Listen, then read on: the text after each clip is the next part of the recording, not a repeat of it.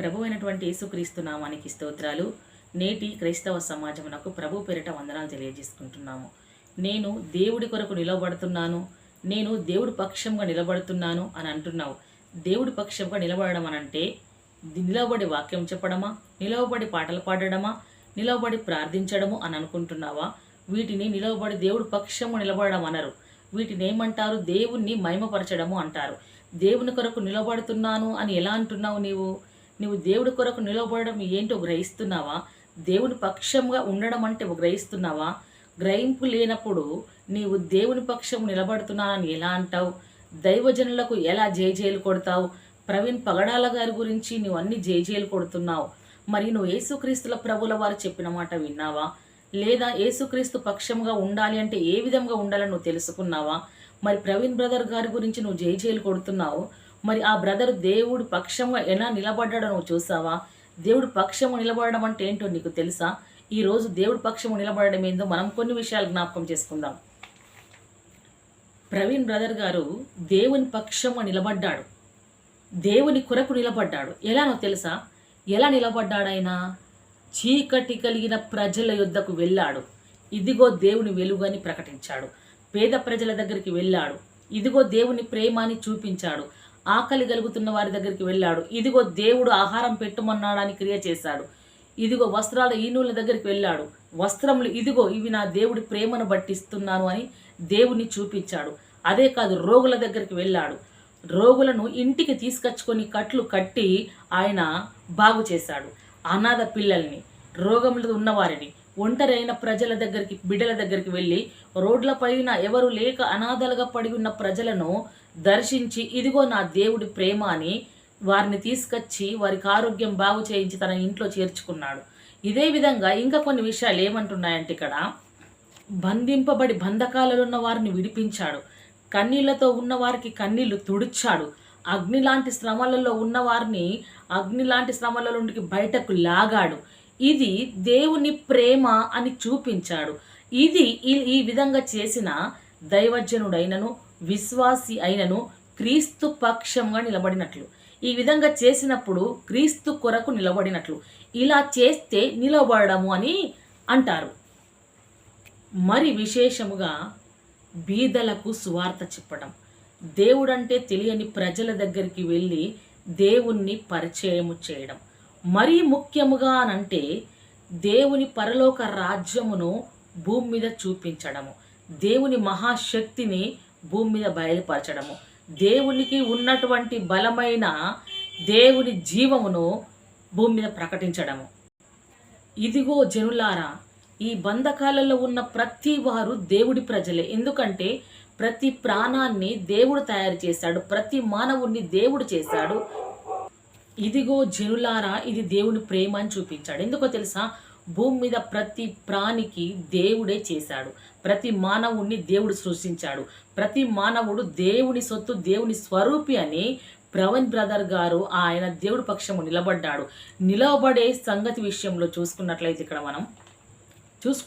దేవుడు వాక్యం సెలవిస్తుంది. దేవుడు అంటున్నాడు, కుడివైపునున్న గొర్రెలతో మీరు నేను రోగినై ఉన్నప్పుడు అక్కడికి వెళ్ళారు, వస్త్రహీనుడైనప్పుడు వచ్చి వస్త్రములు ఇచ్చారు, ఆకలి కొన్నప్పుడు ఆహారం ఇచ్చారు, దాహం కొన్నప్పుడు మీరు నాకు నీళ్ళనిచ్చారు, నేను బాధపడుతున్నప్పుడు మీరు వచ్చారు కాబట్టి మీరు ధన్యులు అని సెలవిచ్చాడు. ఎడవ వైపు ఉన్న గొర్రెలకు ఏమని చెప్పాడు? మీరు నేను రోగినై ఉన్నప్పుడు రాలేరు, నేను వస్త్రహీనుడు ఉన్నప్పుడు రాలేరు, నేను బాధలో ఉన్నప్పుడు రాలేరు, నాకు ఆకలిగా ఉన్నప్పుడు ఆహారం పెట్టలేరు, నాకు దాహము కలిగినప్పుడు మీరు నీరు ఇవ్వలేరు అన్నాడు. అంటే ఇలా కుడివైపు ఉన్న గొర్రెలు చేసినది దాన్ని బట్టి దేవుడు ఏమన్నాడు? తన పక్షము నిలబడ్డట్లు, దేవుడి పక్షము నిలబడ్డట్టు, దేవుడి కొరకు నిలబడ్డట్టు, ప్రజల కొరకు దేవుడి వాక్యం సెలవిస్తుంది. ఆ బ్రదరు దేవుడి పక్షము నిలబడ్డాడు, దేవుని కొరకు నిలబడ్డాడు.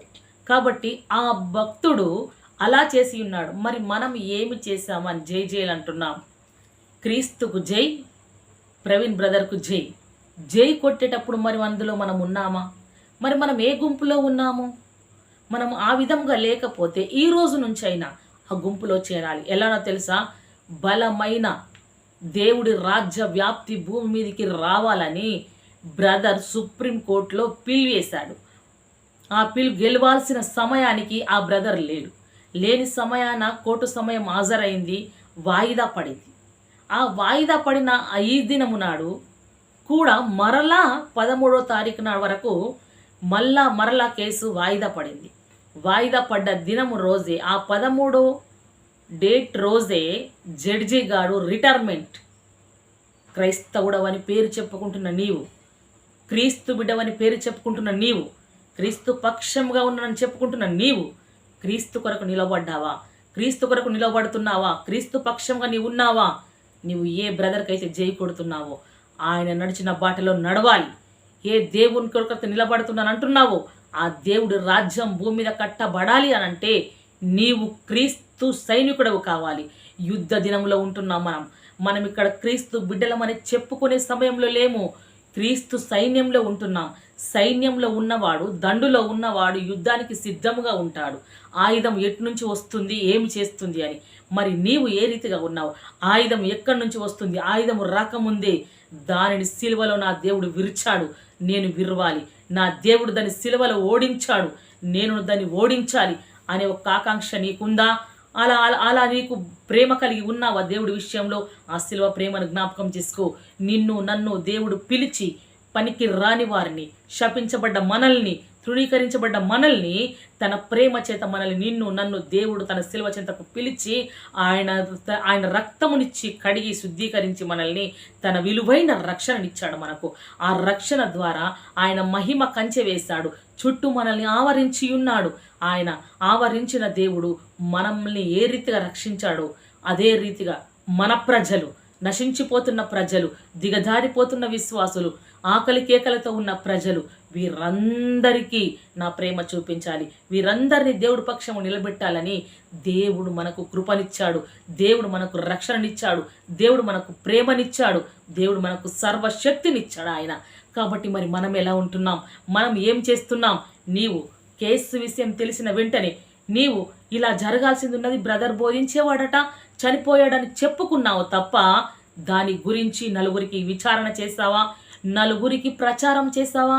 ఈ కేసు గెలిస్తేనే మనము పరలోక రాజ్యాన్ని భూమి మీద ధైర్యంగా బోధించగలుగుతాం. ఈ కేసు గెలిస్తేనే మన కుటుంబాలలో ఆరాధన జరుగుతుంది. ఈ కేసు గెలిస్తేనే మనం వీధి సువార్త చెప్పగలుగుతాం. ఈ కేసు గెలిస్తేనే మనం పరిశుద్ధ గ్రంథాన్ని పట్టుకుంటాం. రాగల మన తరాలకు, రాగల మన బిడ్డలకు, రాబోయే తరాలకు క్రీస్తు శక్తిని అందిస్తాం. క్రీస్తుకు మనం మార్గమైతాం.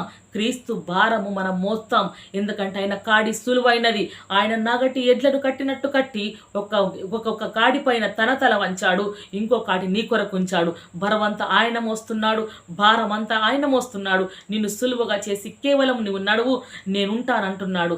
నీవు గనక ఈ రోజు నుంచి మేలుకొని నేను ప్రార్థిస్తాను, నా సంఘమును సిద్ధపరుస్తాను, నేను సిద్ధపడి ఉంటాను, ఉపవాస ప్రార్థన చేస్తాను, 13వ తారీఖు నాడు కేసు మేము గెలవాలి, క్రైస్తవులకు అనుకూలమైన రిపోర్ట్ రావాలి, క్రైస్తవులకు అనుకూలంగా కేసు మేము గెలవాలి అనే తపన నీలో ఉంటే నీవే క్రీస్తు సైనికుడవు, నీవే యుద్ధదండులో వీరుడవు, నీవే క్రీస్తు బిడ్డవు, నీవు క్రీస్తు పక్షంగా ఉన్నవాడవు, నీవు క్రీస్తు పక్షంగా నిలబడ్డవాడవైతావు. లేదంటే లేదు నాకెందుకు, నేను భయపడుతున్నాను అంటే నీకు యేసు మసీకి జై, ప్రవీణ్ బ్రదర్కి జై అనే అవకాశము, అర్హత నీకు లేనట్టే. నేను దేవుడి పక్షము నిలబడతాను, కనీసం పరిగెత్తే వారి కొరకు నేను ప్రార్థిస్తాను. నా ప్రార్థన సుప్రీంకోర్టును కదిలించాలి, నా ప్రార్థన మన కొరకు వాదించే వారిని కదిలించాలి, నా ప్రార్థన అక్కడ మనం గెలిచేట్లు చేయాలి అనే ఆకాంక్ష ఈ రోజు నుంచి నేను దేవుడి పక్షం నిలబడతానని నీకు బలమైన పట్టుదల గనుక ఉంటే నీవే యేసు మసీకి జై, ప్రవీణ్ బ్రదర్కి జై అని చెప్పాలి. అప్పుడు మాత్రమే మనం చెప్పుటకు మన అర్హత ఉంది. మనము చెప్పకూడదని కాదు, చేసిన వాక్యం, దేవుడు వాక్యం ఉంది, సెలవిస్తుంది. తన పక్షంగా నిలబడడం అంటే తన రాజ్యంను కట్టడం, తన పక్షంగా నిలబడడం అంటే తన ప్రేమ వెల్లడిపరచడం, తన పక్షంగా నిలబడుతున్నామనంటే తన చిత్తాన్ని నెరవేర్చడం, తన పక్షంగా ఉన్నాము అనంటే ఆజ్ఞలు అనుసరించడం. అందులో కొన్నైనను మనం పాటిస్తే మన తరాలకు, రాగల తరాలకు మనం అనేకమైన సువార్తను వెదజల్లిన వారం అవుతాం. రాగల తరాలకు ఒక మంచి మార్గమును మనము చూపించిన వారం అవుతాం. ఈరోజు ఒకవేళ అనుకోని స్థితిలో ఏదన్నా జరిగితే సువార్త నీవు చెప్పవు, నేను చెప్పను. దేవుడి ప్రజలు సర్వలోకంలో ఉన్నారు. సర్వ సృష్టికి వెళ్ళి నువ్వు స్వార్థ ప్రకటించు అన్నాడు. ఎక్కడికి వెళ్ళి ప్రకటిస్తావు? నీకు ప్రకటించుటకు నీకు అవకాశం లేదు అక్కడ.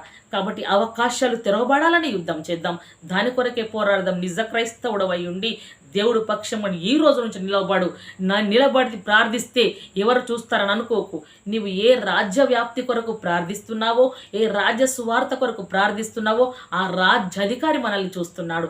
ఆయన మనల్ని వెలుగులో నడిపిస్తున్నప్పుడు సమాజం అంతా వెలిగించే వారము మనమై ఉంటున్నాం. అనేకులకు వెలిగిస్తుంది మన ప్రార్థన. అట్టి ధైర్యంతో మనం ముందుకు సాగుదాం. ఎప్పుడూ దిగజారిపోకూడదు. కలిసికట్టుగా ప్రార్థిద్దాం.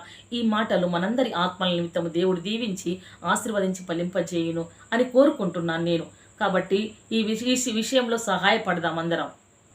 ఈ మాటలు దేవుడు దీవించాలని, మన వినికిడిలో ఉండాలని ప్రభు పేరిట మీ అందరికీ నేను వేడుకుంటున్నాను. ఈ మాటలు దేవుడు దీవించునుగాక. ఆమేన్. Praise the lord.